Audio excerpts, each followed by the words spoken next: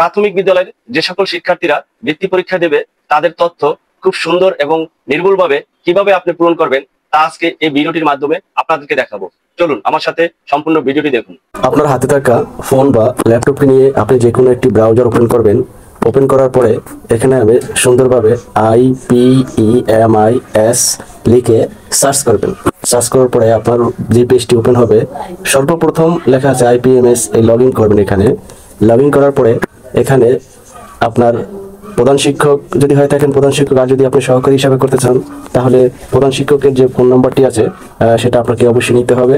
নেওয়ার পরে প্রধান শিক্ষকের যে IPMS এর তথ্যের পাসওয়ার্ড সেটা আপনাকে এখানে দিতে হবে। এখন আমি কি করব, সাইন ইন করব। সাইন ইন করার পরে দেখেন লোডিং হচ্ছে, পেজটি ওপেন হয়ে গেল। ওপেন হওয়ার পরে আপনি এই পেজটি একটু ভালো করে দেখার জন্য বড় করে নেবেন, স্ক্রিনটাকে একটু বড় করে নেবেন। এখানে দেখেন 3 আইকন আছে, এই 3 আইকনে আপনি ক্লিক করলেন। ক্লিক করার পরে আপনি এখন স্ক্রল করে নিচে চলে যাবেন। নিচে চলে যাওয়ার পরে এই যে সিলিপ ব্যবস্থাপনা যে লেখাটা আছে তার নিচে বৃত্তি পরীক্ষার ব্যবস্থাপনা এই লেখাটি আছে, এখানে আমি ক্লিক করব। দুইটা অপশন আসবে, একটি হচ্ছে পরীক্ষার্থীদের তালিকা ডিআর যেটা প্রস্তুত করার জন্য বলা হয়েছে, আর একটা হচ্ছে পরীক্ষার্থীদের তালিকা। তো আমরা এখানে সর্বপ্রথম যে অপশনটি আছে আমার পরীক্ষার্থীদের তালিকা ডিআর, এটাতে আমি ক্লিক করব। ক্লিক করার পরে দেখেন আমার সামনে নতুন একটি পেজ ওপেন হয়েছে।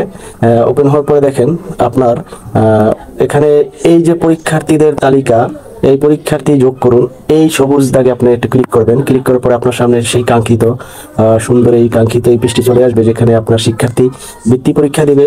বৃত্তি পরীক্ষার যে ফর্মটি আপনাকে পূরণ করতে হবে দেখেন একে একে আমি দেখিয়ে দিচ্ছি আপনাদেরকে। শিক্ষার্থীদের নাম ইংরেজিতে, শিক্ষার্থীর নাম বাংলায়, ছাত্র বা ছাত্রী হলে আপনি এখানে সেটা চয়েস করে দিবেন, এরকম অপশন আসবে ছাত্র বা ছাত্রী। এরপর তার পিতার নাম, মাতার নাম, জন্ম তারিখ, স্থায়ী ঠিকানা, ধর্ম অবশ্যই নির্বাচন করতে হবে।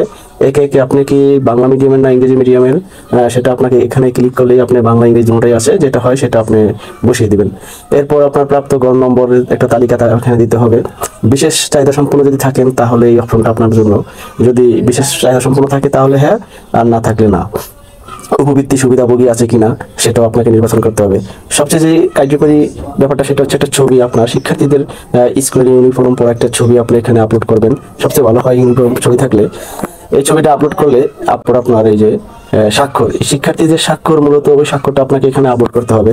করার পরেই আমার এই কাজ শেষ এখানে। এরপর আমি এখানে একটু নিচে চলে আসব। নিচে আমার আছে এখানে দেখেন বাতিল করুন বা সাবমিট করুন। আমি সব কাজ যদি আমার পরিপূর্ণ হয়ে যায় তাহলে আমি অবশ্যই এখানে সাবমিট করে দিব। মূলত এই হচ্ছে আপনার কাজ।